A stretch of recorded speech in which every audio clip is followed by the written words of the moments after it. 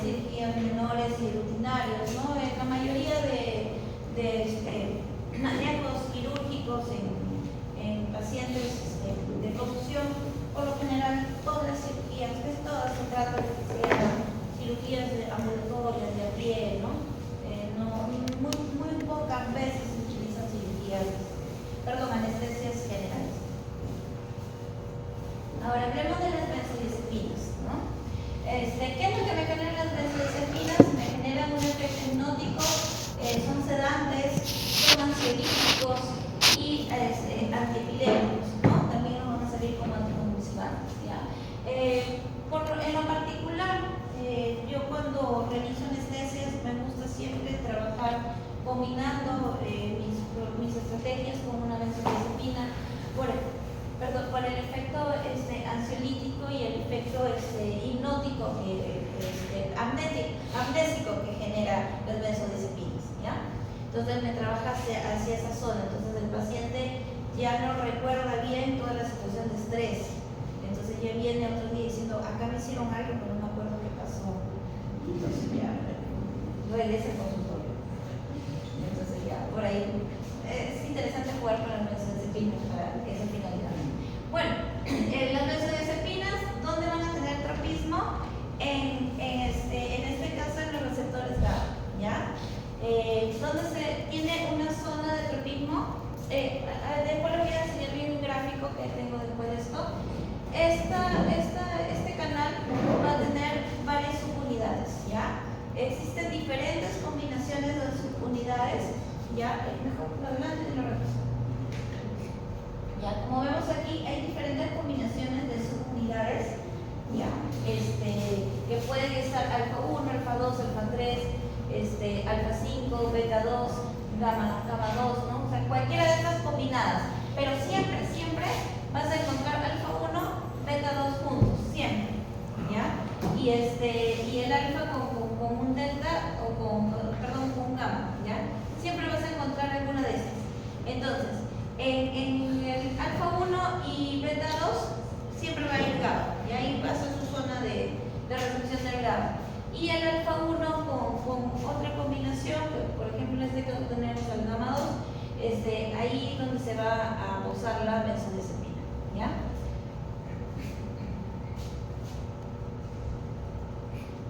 Ya, ahora, sabemos que cuando GABA se posa, que genera la apertura del canal y que ingresa cloro, porque GABA es un inhibidor, ¿ya? Entonces, ¿qué es lo que va a hacer la benzodiazepina? Se va a posar en su zona de tropismo y va también a generar mayor apertura del canal para que ingrese mayor cantidad de cloro y por consiguiente el efecto va a ser más potente, el efecto inhibidor es más potente, ¿ok? Ahora, ¿qué pasa con las benzodiazepinas? La benzodiazepina, para que pueda abrir el canal, tiene que asociarse con el GABA. O sea, la benzodiazepina no va a funcionar sola. No es que viene, yo encuentro mi receptor, me poso, funciona. No sabe funcionar. Él ayuda al GABA. Él no sabe, las benzodiazepinas no saben hacerla sola. Tienen que hacerlo con el GABA. Si no hay GABA, no hay efecto de la benzodiazepina, ¿ya? Entonces, eso es importante tener en cuenta, ¿ya? La benzodiazepina va a potenciar el efecto GABA, pero no va a generar el efecto de por sí.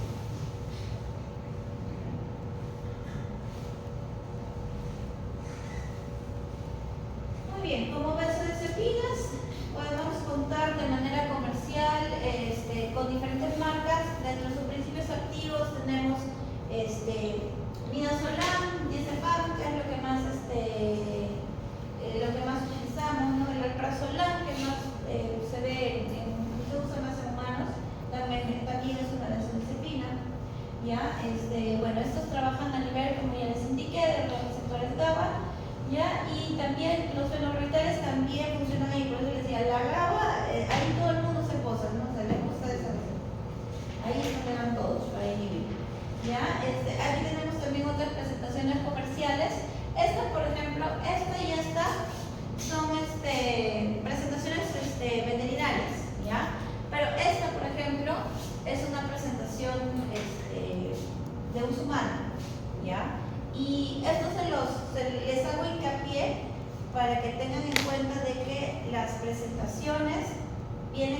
veces en diferentes concentraciones, ¿ya?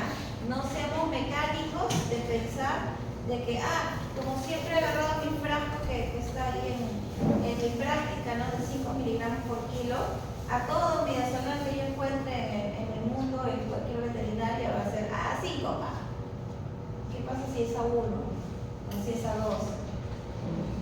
¿Qué pasa?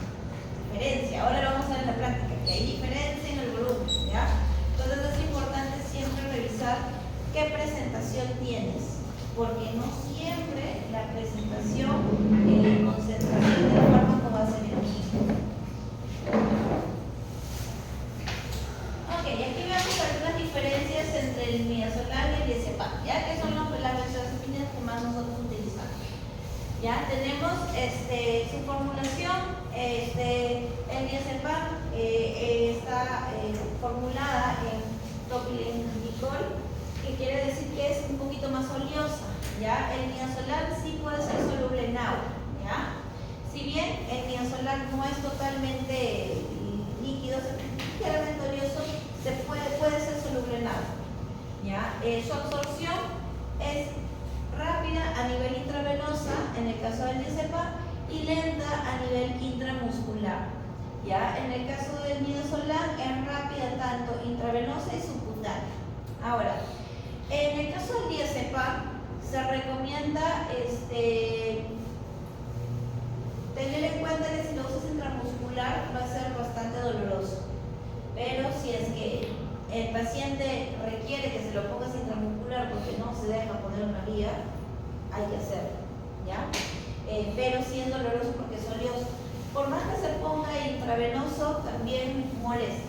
O sea, tú le colocas el midazolam y tú le colocas el diazepam intravenoso, el midazolam no lo va a sentir prácticamente, a diferencia del diazepam, que sí, lo más probable que observes en el paciente es que haga eso, ¿ya? Porque sí se siente la sensación oleosa y arde un poco a nivel de la vena, ¿ya? El dolor de la aplicación, sí, de preferencia por vía intravenosa, intramuscular, porque como les digo, intravenosa, el paciente siente un poco el ardor de la vena, ¿ya? Y bueno, el dolor midazolam, la verdad es que prácticamente no se nota, porque como es bastante hidrosoluble, entonces no genera esa sensación de molestia, ¿ya?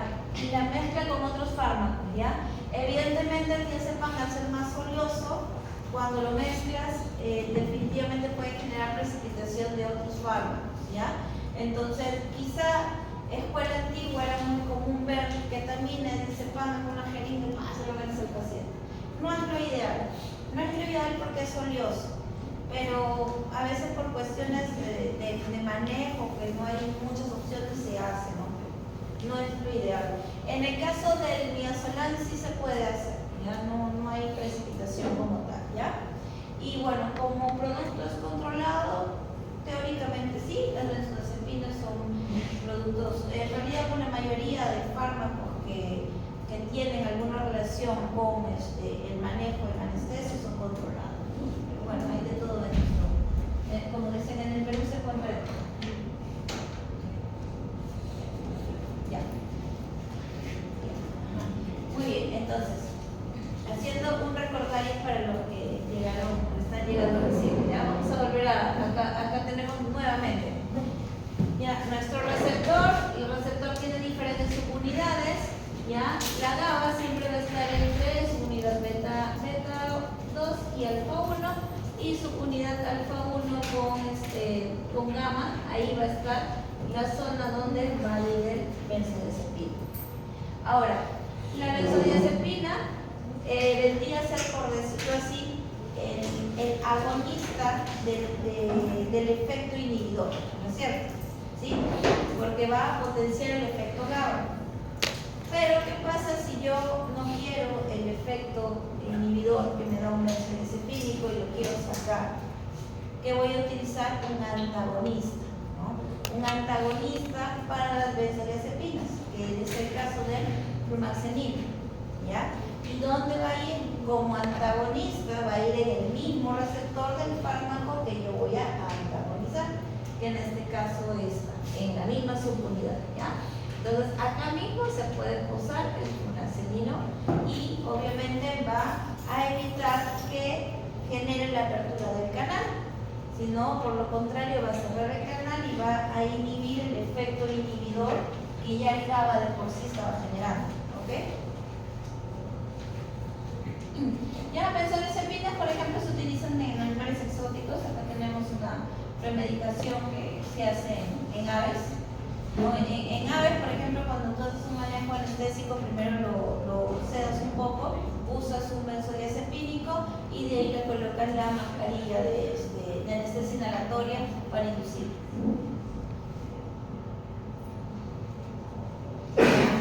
Ahora pasamos a hablar de los agonistas alfa-2. ¿Ya? Agonistas alfa-2, el más conocido, la silacina. ¿Ya? Pero si hablamos de cómo cada vez en veterinario nos estamos mejorando un poquito para que haya menos efectos adversos, ahora hay otros fármacos que utilizamos como alfa-2 agonistas que tienen menos efectos adversos, como en el caso de la medetomidina, la dexmedetomidina, ¿ya? La rumifidine, ¿ya? Lo utilizamos como parte también de las estrategias de premedicación, ¿ya? Para sedación de pacientes. Ahora, aquí tenemos un ejemplo con la silacina, ¿ya? La silacina básicamente va a tener como efector, como receptor, efector alfa-2 y alfa-1, ¿ya? O sea, la silacina se va a ir hacia esos dos receptores, ¿ya? Que son los mismos receptores a los que va la norepinefrina. ¿Se acuerdan? La norepinefrina va casi a todos los receptores. Entonces, ahí deben ir la norepinefrina, pero ¿qué pasa? Cuando viene la silacina se puede posar en cualquiera de los dos. Aquí tenemos, ¿ya? Entonces, se produce la noradrenalina, norepinefrina, pero, por ejemplo, en este caso tenemos la dexmedetomidina. Se posa en el receptor alfa-2 adrenérgico y me va a anular la producción de la noradrenalina y ya no se va a posar en ninguno de los receptores, ¿ya? La dexmedetomidina es agonista selectivo de los alfa-2, ¿ya? Esta es la diferencia entre la silacina y la dexmedetomidina o medetomidina. La silacina tiene tropismo para ambos receptores, alfa-1 y alfa-2. Y recuerda, ya, eso lo hemos visto en el cuadro de la semana pasada, los efectos muchas veces se contraponen, ¿ya? O pueden más bien potenciar más alguno, ¿ya? Lo cual hace que a veces el uso de la silacina sea de más cuidado que si yo uso una dexmedetomidina o una medetomidina. La dexmedetomidina y la medetomidina van a interferir, van a tener tropismo con el alfa-2, ¿ya? Van a mantenerse en una línea de efecto y ellos van a interferir para que no se produzca la noradrenalina, ¿ya?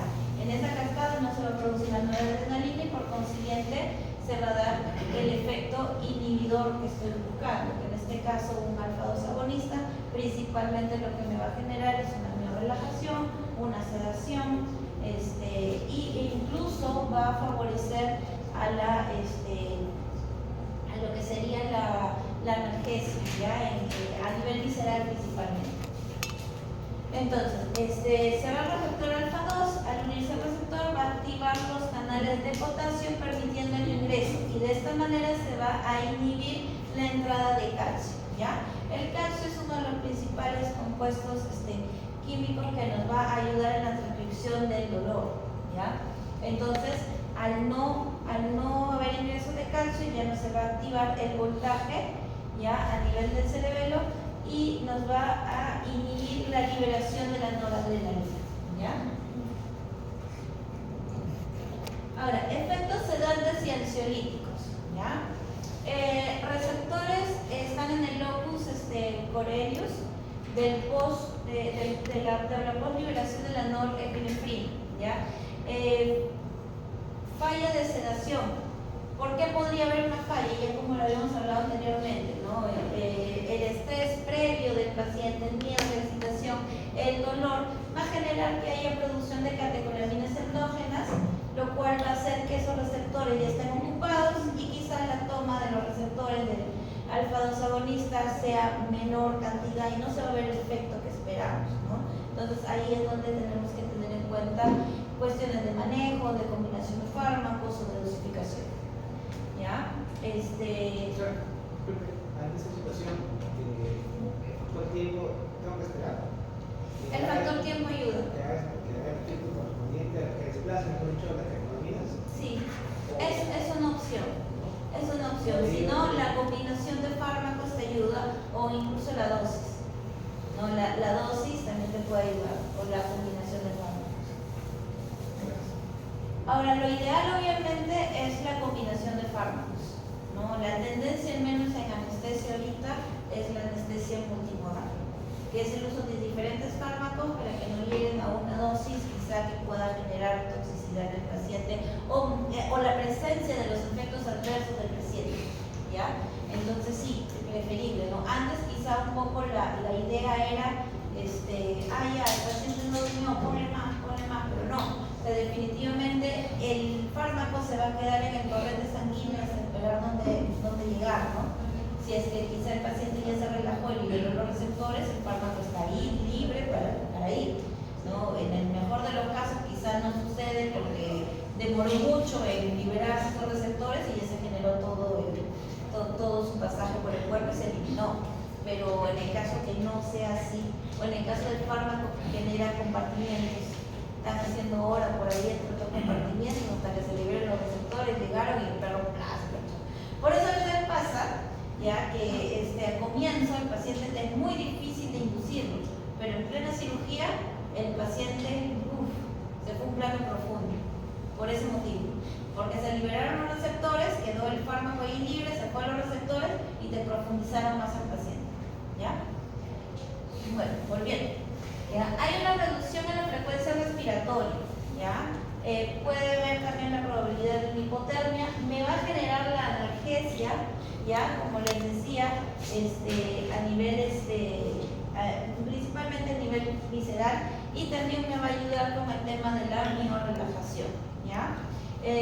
Si bien observamos todo esto, también hay que tener en cuenta que es uno de los fármacos que me va a sostener la presión arterial, ¿ya? No me va a generar una bajada de presión arterial.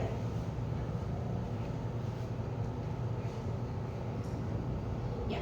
Ahora, a nivel de la motilidad gastrointestinal va a haber una reducción de la secreción de secreción gástrica, ¿ya? Va a prolongar el tiempo de tránsito intestinal. Entonces, por ejemplo, ¿no? En pacientes que son que tienen un aparato digestivo, en este caso los rumiantes o quizá pacientes como conejos, ¿no? Que su consumo de alimento es más hacia vegetariano, o sea, no son omnívoros como nosotros. Si son pacientes que si tú utilizas un alfa-2 agonista, tienes que dentro del proceso posterior a la anestesia colocar un procinético, ¿ya? Porque el efecto adverso sí podría generar que haya una atonía gástrica o una atonía intestinal y nos genera un cuadro de enfermedad que es muy común en estas especies, ¿ya? Incluso hasta un hilo paralítico. Entonces sí es importante tener en cuenta eso, ya que al haber una reducción de la motilidad gástrica en estas especies, sobre todo, hay que colocar un procinético. Inhibe la contracción retículo ruminal y colónica, ¿ya? Entonces, como ven, a nivel gástrico también baja un poco la motilidad, ¿ya?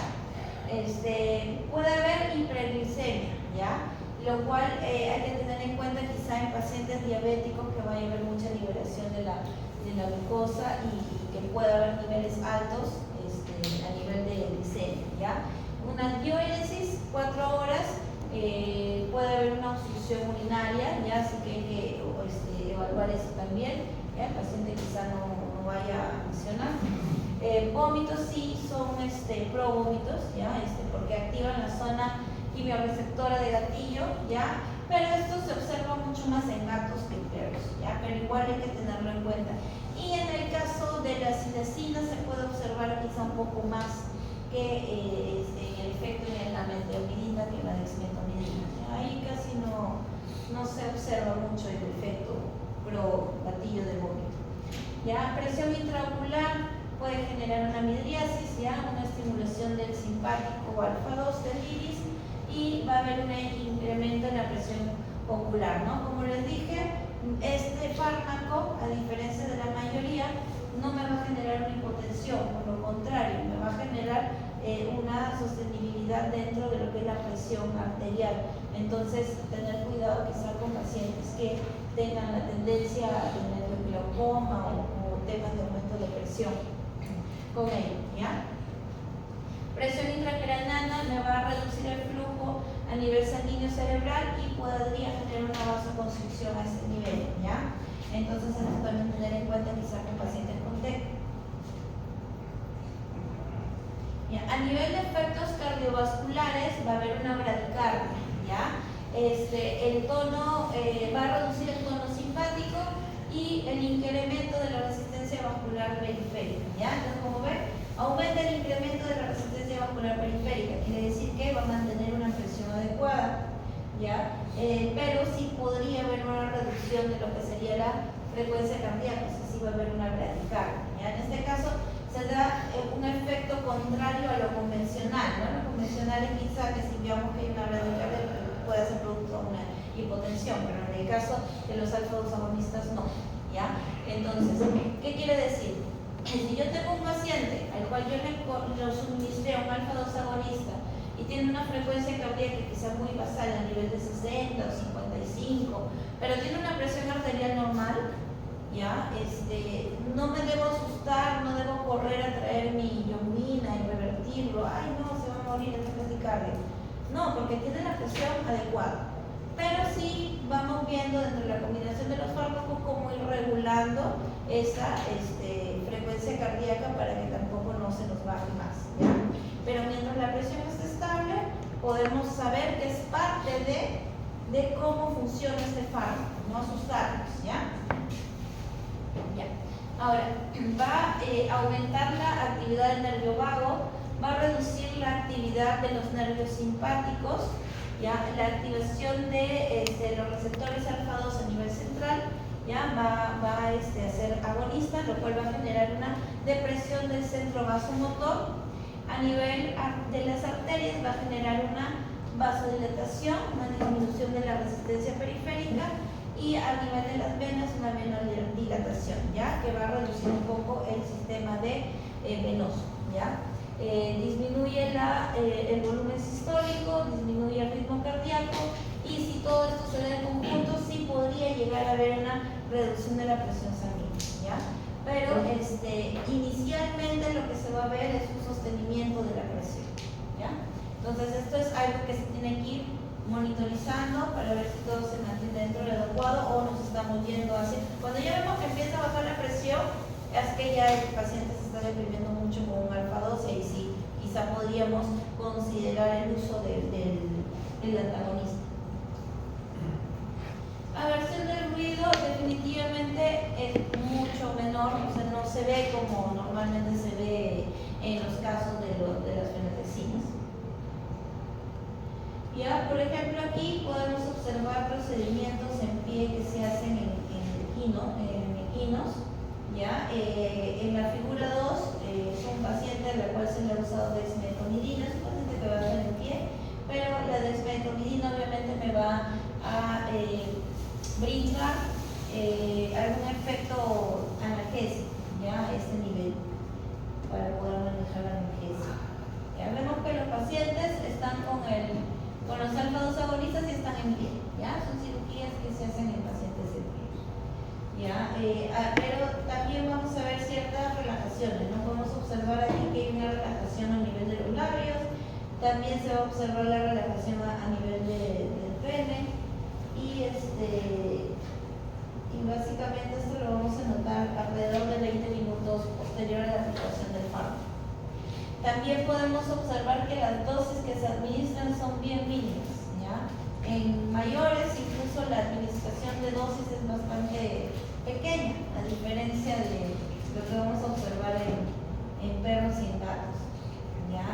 la dexmedetomidina y la medetomidina, la medición de su dosis por lo general se hace en microgramos. ¿Ya? Son dosis muy pequeñas porque eso quiere decir que el fármaco es muy... Propiedades, ¿qué cosas son? ¿Cuántos son? Cuando tú utilizas poca dosis de un fármaco, ¿qué quiere decir? Que el fármaco es muy... ¿Te acuerdan? Afinidad, por ahí revisen conceptos. Es muy potente. Ajá. Entonces las dosis son chiquitas cuando los fármacos son muy potentes, ¿ya? Entonces, dexmedetomidina es más potente que la medetomidina. Y ambos son muchísimo más potentes que la silacina. Muy bien. ¿Cómo revierto un alfa-2 agonista? En el caso de la silacina, está bien conocida nuestra querida yombina. ¿Ya? Ahora, ¿la yombina puede funcionar para los otros alfa-2 agonistas? Sí, puede funcionar, ¿ya? Pero evidentemente, pues, cada fármaco antagonista es específico para los receptores del fármaco que quieres antagonizar. Entonces, obviamente, lo ideal es que si tú vas a utilizar una silacina y quieres revertir el efecto, ¿ya? Esta es, por ejemplo, una ventaja bastante buena de utilizar alfa-2 agonistas en un procedimiento anestésico, porque una vez que termina tu procedimiento quirúrgico, tú puedes ayudarlo al paciente a despertar, ¿ya? Entonces sacan la silacina que queda en los receptores con la yombina, ¿ya? Y el paciente se despierta tranquilo, pero también hay que saber usarlo, porque si no sabes usarlo, el paciente se despierta como loco. Entonces, ya se lo van colocando de una manera, ahí les enseñarán en anestesia. Entonces ya el paciente se despierta tranquilo, feliz, contento y el tiempo de recuperación es más rápido. O sea, es más rápido que tú ese perro, si es una cirugía ambulatoria, lo despaches más rápido. Ya no tienes que estar esperando que se despierte, nada. Entonces, por eso aquí vamos los alfa-2 agonistas. Ya, en el caso de la dexmedetomidina, la medetomidina, tenemos el latipamezol, que nos sirve como antagonista, pero como les digo, si no lo tenemos, porque a veces es complicado, ¿no? O sea, los que se dedican a anestesia sí, se traen sus juguetes de otro país y todo. Pero ya, pues no somos, con ajustes hemos conseguido nuestra medetomidina, la yombina te puede servir. Muy bien. Entonces, acá por ejemplo vemos, ¿no? El concepto de lo que es un antagonista y un agonista, ¿no? Entonces, acá tenemos la dexmedetomidina, se posen al alfa-2 agonista, genera toda la circunstancia en la cual hace que no se produzca la noradrenalina y por consiguiente el paciente inhibe, genera efecto inhibidor. ¿Ya? En este caso, ¿qué hace? La latipamezol viene y se posa en el alfa-2 agonista. Entonces va a generar que se produzca noradrenalina, o sea, no va a interferir en la producción de la noradrenalina y se va a dar toda la producción normal, ¿no? La norepinefrina se va a posar en el alfa-2,1 y va a empezar a despolarizar la membrana y se va a generar el efecto. O sea, el paciente va a empezar a activarse. Entonces, por ejemplo, ¿no? Acá podemos ver cómo al paciente lo tranquilizamos para una placa, ¿no? Y para una sutura, por ejemplo, ¿no? Quieres hacer una pequeña sutura, lo tranquilizas y ya está, ¿ya? Ahora, hay algunos fármacos que, por ejemplo, tienen como medio de transporte proteínas, ¿no? Como la caseína, ¿ya? Y que obviamente nos sirve dentro del proceso. El Ciquene, por ejemplo, es uno de estos productos, ¿ya? Que se utiliza vía oral, ¿ya? Que contiene este tipo de medio de transporte. ¿Ya? Ahora, hablemos de anticonvulsivantes. Anticonvulsivantes. ¿Ya? ¿Para qué nos sirven? Nos sirven para prevenir, obviamente, es el nombre, las convulsiones, suprimiendo la transmisión anormal del impulso eléctrico. ¿Ya? ¿Por qué se da una convulsión? Porque el paciente o tiene una condición genética, o tiene alguna condición traumática, o tiene alguna condición por alguna masa que genera justo algún gatillo de conducción eléctrica anormal, ¿ya? Y que genera mayor actividad a nivel cerebral y el paciente convulsiona. ¿Ya?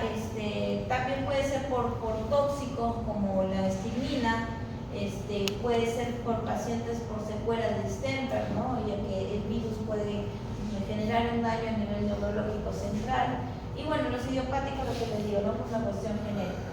¿Qué fármacos utilizamos? Utilizamos fármacos que nos van a generar una reducción de la actividad cerebral al sistema nervioso central. Por ejemplo, los benzodiazepinas, el fenobarbital, ¿ya? Que viene a ser un barbitúrico, ¿ya? Bromuro de potasio también se utiliza como parte de las estrategias, la carbamazepina, incluso el propofol, que es un anestésico general, también se puede utilizar en protocolos de infusión continua, ¿no? Básicamente para tratar la convulsión aguda en resistencia, no como un tratamiento post, ¿no? En tal caso, estos fármacos sí se pueden utilizar dentro de la regulación constante. ¿Ya? El levocetilizán, que también es un benzodiazepínico, también es un fármaco que se utiliza como anticonvulsivante. Por ejemplo, aquí tenemos un caso de una perrita de 13 años, ¿ya? Que tiene una condición convulsiva por más de 5 y pasa, ¿no? Que hay pacientes que convulsionan de manera continua y persistente cada 5 minutos, ¿no? Como es el caso de esta paciente, ¿no?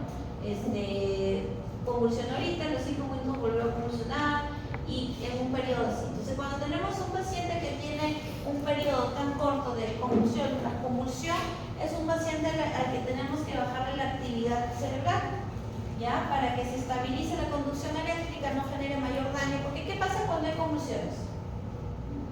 Fisiológicamente hablando. ¿Qué pasa cuando te electrocutas? Porque básicamente es el mismo principio. ¿Qué pasa si tú metes el dedo en el enchufe? Te pasa corriente. ¿Y qué pasa si te pasa corriente? Ya. ¿Qué más? ¿Qué más pasa? ¿Qué pasa, por ejemplo, un cable de alta tensión, una persona que está haciendo un trabajo y, no sé, se cogió y se electrocutó? ¿Qué pasó con su cuerpo? Se quema. Ajá, se quema, ¿no? ¿Por qué? Porque hay un aumento de la temperatura. ¿Ya? Obviamente, en una convulsión no va a pasar a ese extremo, pero sí hay un aumento de temperatura. ¿Ya? O sea, al principio hay un aumento de temperatura. ¿Y qué pasa cuando hay un aumento de temperatura en el cuerpo? Empieza a haber muerte celular. ¿Ya? Empiezan a haber pequeños infartos. Entonces, a nivel cerebral, ya, vámonos ahora hacia un órgano específico. Aumento de temperatura a nivel cerebral, va a haber muerte neuronal, ¿ya? Entonces, ¿es importante parar las convulsiones? Es importantísimo, ¿ya? Entonces, en estos casos se utilizan lo que vienen a ser las infusiones continuas, por ejemplo, ¿ya? Un paciente convulsivo de por sí hay que evitarle la convulsión en el tiempo y utiliza diferentes fármacos como para cualquier tipo de enfermedad, ¿no? Tú necesitas un tratamiento y tomas un fármaco de por vida, ¿ya? Dentro de los fármacos que utilizan ellos de por vida pueden ser principalmente el fenobarbital, que es un barbitúrico vía oral, ¿ya? Eso es lo que normalmente siempre se les da de tratamiento, pero a veces hay casos que no es suficiente y hay que asociarlo con otro fármaco, como bromuro de potasio o también como el levocetilizán, que es un benzodiazepínico. Pero si el paciente está con su protocolo tal cual y empieza a tener este tipo de cuadros, se le tiene que hacer una infusión continua, ¿ya? Siempre en principio se utiliza lo que es las benzodiazepinas, ¿ya? En este caso una infusión con diazepam, ¿ya? Con diazepam, no midazolam, con diazepam, ¿ya? Si no nos funciona, el paciente sigue convulsionando, ya pasamos a una segunda fase, que es utilizar ya un anestésico general como el propofol, ¿ya? ¿Eso para qué? Para relajar y deprimir a nivel central, ¿ya? Entonces, si deprimes a nivel central, va a pasar corriente, es como que baja la llave general, ¿ya? Eso es lo que se busca con una infusión continua, ¿ya? ¿Qué pasa si no fue suficiente? Entonces, tienes que deprimir más a nivel nervioso al paciente, llegando a usar hasta un pentobarbital, ¿ya? Y acordarnos que el pentobarbital puede llegar hasta incluso, pues, deprimir tanto a un paciente que, es más, el pentobarbital ya no se utiliza ahora en anestesia. El pentobarbital se utiliza para manejos de pacientes convulsivos ya bastante severos o para eutanasias, ¿ya? Porque es un fármaco bastante depresor, ¿ya? Y todos estos fármacos que les he mencionado van a actuar a nivel GABA, ¿ya? O sea, ¿qué me van a hacer? Me van a perturbar el canal GABA, ¿ya? En el caso, ya habíamos visto, aquí está GABA, aquí están los benzodiazepínicos, ya, entonces pasamos, paciente no deja de convulsionar, ya, pongo su benzodiazepínico. ¿Qué hace el benzodiazepínico? Me va a perturbar más el GABA, ¿no es cierto? ¿Sí? Ya. Ahora, ¿qué pasa si el paciente sigue convulsionando? Entonces uso aquí adentro, en esta imagen no está, pero aquí adentro hay un puntito para que se pose el propofol, ¿ya? Entonces vengo ya, no me fue suficiente, ya, llevo el propofol acá. ¿Qué hace el propofol por dentro? El propofol por dentro se va a agarrar de la pared y la va a abrir. ¿Necesita del GABA? No necesita del GABA. ¿Necesita el diazepam? No necesita el diazepam. Si están juntos, obviamente se potencia más la apertura del canal, pero el propofol lo que va a hacer es aperturar el canal. Pero ¿qué pasa si no tiene la suficiente fuerza para aperturar tanto el canal para que siga entrando el cloro para poder generar la depresión que necesito para que el paciente deje de convulsionar? Ahí es donde llamo al barbitúrico, y el barbitúrico también tiene una parte dentro. Todo esto es dentro del canal, ¿ya? El barbitúrico y el pentobarbital, el barbitúrico y el propofol están dentro del canal. Ambos hacen lo mismo, aperturar el canal, ¿ya? Pero el que me lo va a aperturar más es el barbitúrico. Entonces, a las finales, por eso llego a generar esto, ¿ya? A usar el barbitúrico. Esa es la función dentro del GABA. Ahora, hablando de los barbitúricos, el efecto sobre los receptores GABA, ¿no? Como les dije, van a aperturar el canal de cloro, ¿ya? Y me va a hiperpolarizar la membrana, ¿ya? Lo cual va a hacer que el potencial de acción en los receptores GABA, me va a potenciar el efecto, ¿no? El efecto de los receptores GABA, o sea, va a inhibir, ¿ya? Como les dije, siempre desde dentro del canal. Ahora, ¿qué voy a observar cuando tengo un barbitúrico? Va a haber un efecto sedativo, va a ser anticonvulsivante. Como les decía, se utilizaba antes en anestésicos generales, ahora la verdad es que no los utilizamos, más los utilizamos dentro de procedimientos de eutanasia, ¿ya? Ahora, contamos con diferentes tipos, ¿ya? Los de larga acción, ¿ya? Que pueden ser los orales, como el fenobarbital, ¿ya? Obviamente estos son los que se utilizan dentro del tratamiento. Tenemos los de corta acción, ¿ya? Como el pentobarbital sódico, el alatal, como lo conocemos, ¿ya? Y los de ultra corta, que es el tiopental. Si bien se consideran de corta acción, estamos hablando de un efecto de 1 hora y media, ¿ya? Entonces, ¿qué pasa si yo tengo un efecto adverso de un pentobarbital? Teniendo en cuenta que me dura 1 hora y media. O sea, poniéndolos así, ¿no? El pentobarbital y el propofol, los dos me van a hacer efectos similares porque funcionan en el mismo receptor y me hacen lo mismo, que es aperturar el cloro. Pero ¿cuál es una gran diferencia que lo hace más seguro el propofol que al alatal? El propofol, ¿saben cuánto tiempo dura? 3 minutos. 2 minutos y pico. Casi 3, ni siquiera llegas. Entonces, ¿qué pasa si el paciente se me deprime? Por ejemplo, entra en una apnea respiratoria. ¿Qué hago? Lo ventilo. 2 minutos y medio. ¿Y qué pasó? Se fue. ¿Y qué hago si me pasa algo así con el alatal? ¿Puedo estar al medio así? O sea, por eso es que los pentobarbitales ya no se utilizan, porque ya no son tan seguros. Cuando hay un efecto adverso, tengo mucho tiempo para que el fármaco se vaya. O sea, ¿cómo lo saco? No tengo cómo sacarlo, porque no tiene un medicamento para revertir su efecto. ¿Ya? Si bien contamos con el tiopental, que es de acción ultra corta, igual, ¿no? O sea, hasta 30 minutos, o sea, es mucho. Es mucho porque encima estos fármacos tienden a hacer compartimientos. movimientos, entonces hay más tendencia a que me dure más tiempo, se quede más tiempo en el cuerpo, ¿ya? Por eso es que para anestesias ya no lo solemos utilizar. Ahora vemos aquí, ¿ya? Se requiere más o menos unos 4 días para alcanzar la concentración estable del fármaco en el plasma, ¿ya? ¿Qué quiere decir? Que tengo hasta 4 días o 5 incluso para que mi paciente quizás pueda volver a funcionar en ese tiempo, ¿ya? Entonces, estos pacientes, por ejemplo, hay que controlarlos bajo, ya, titita, ¿no?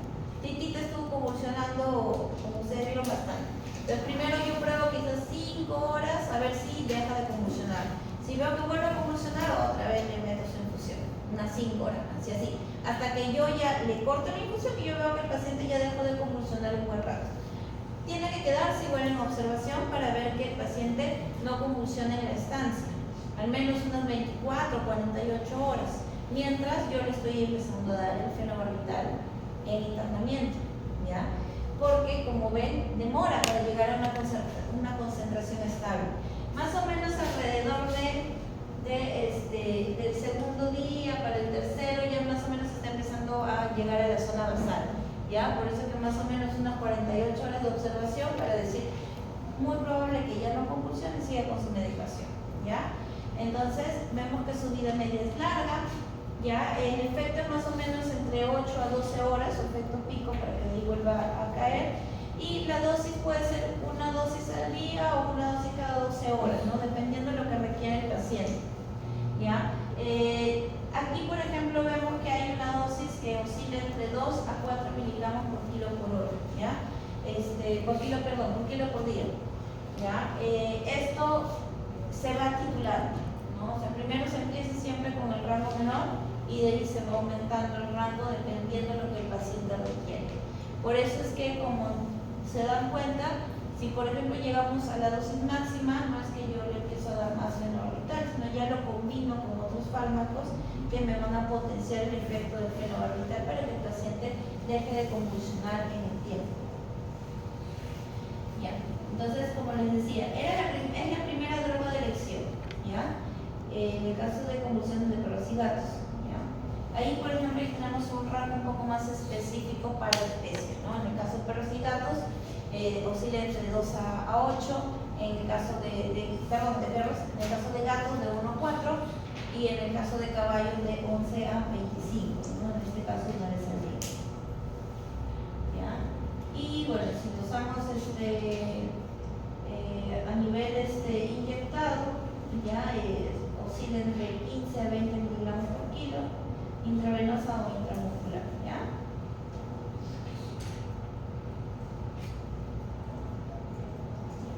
Ahora, ¿cuáles son los efectos adversos que podemos ver, ¿no? Por eso es que hay que tener cuidado siempre con el uso de estos fármacos. Que va a haber hepatotoxicidad, ¿no? Su principal zona de metabolismo es a nivel del hígado y obviamente va a generar una hepatotoxicidad porque estamos hablando de tratamientos que van a durar meses, años, ¿ya? Y obviamente eso genera este tipo de cuadros en el paciente. Lamentablemente estos son pacientes, pues pacientes convulsivos son pacientes que tienen una expectativa de vida menor, ¿no? Porque empiezan a tener muchos efectos adversos en el tiempo, ¿ya? Incremento de enzimas hepáticas, ¿ya? Va a haber un aumento de ALT, AST por destrucción del hígado, ¿ya?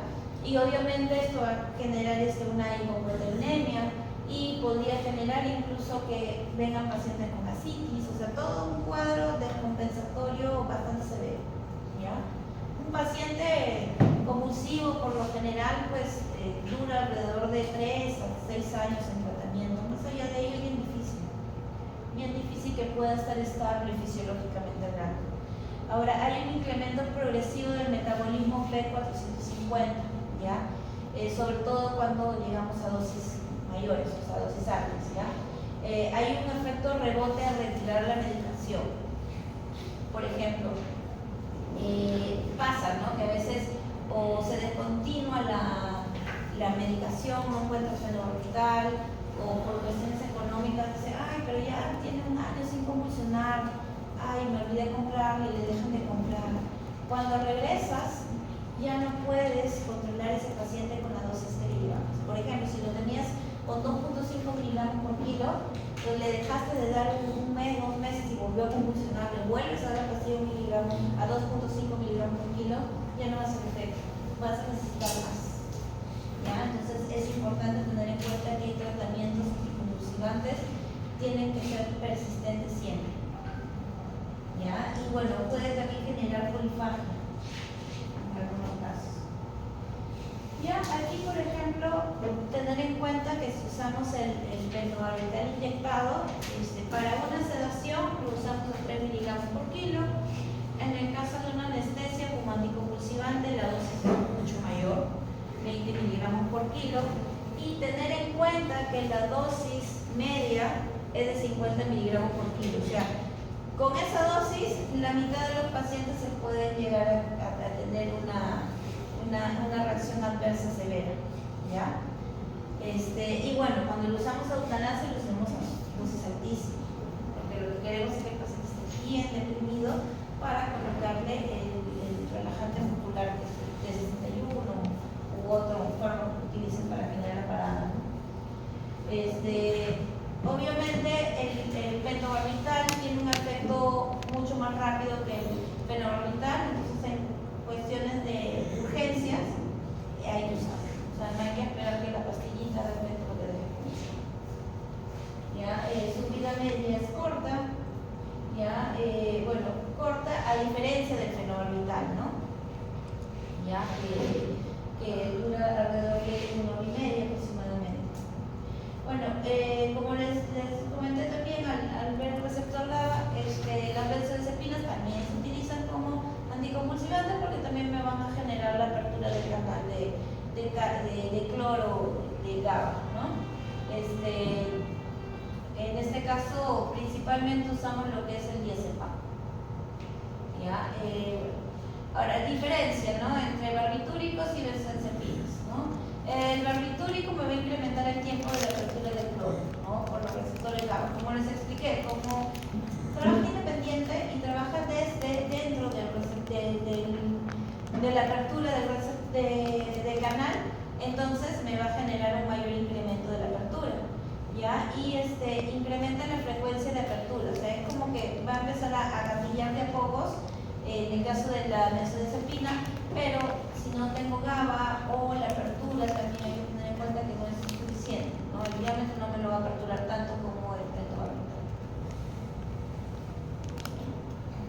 Entonces aquí podemos ver el bloqueo de frecuencia por traje dependiente de canalización activo inhibe la prolongación del foco epiléptico, ¿ya? Tener en cuenta que cuando el canal de sodio está inactivado se va a generar un bloqueo y obviamente no va a entrar el cloro y va a persistir la convulsión.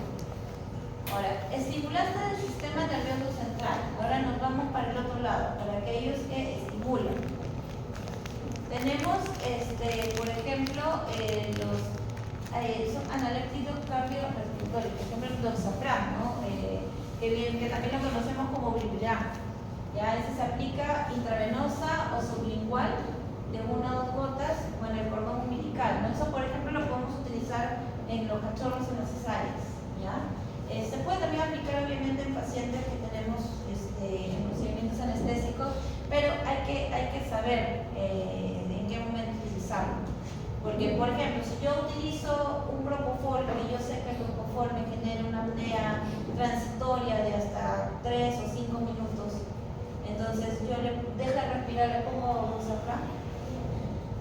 No, porque es un efecto transitorio, que quiere decir que luego el paciente va a empezar a reactivar su sistema respiratorio.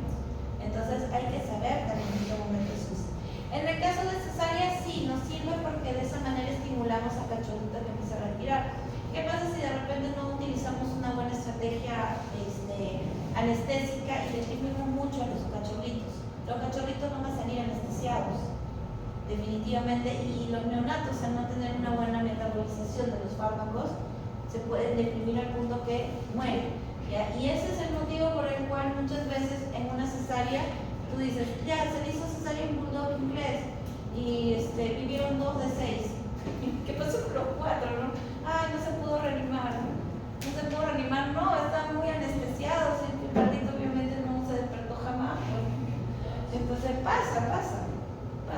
Entonces, el uso del Doxaplan nos puede ayudar a activar esa parte del cachorro. Hay puntos de acupuntura también que nos ayudan a activar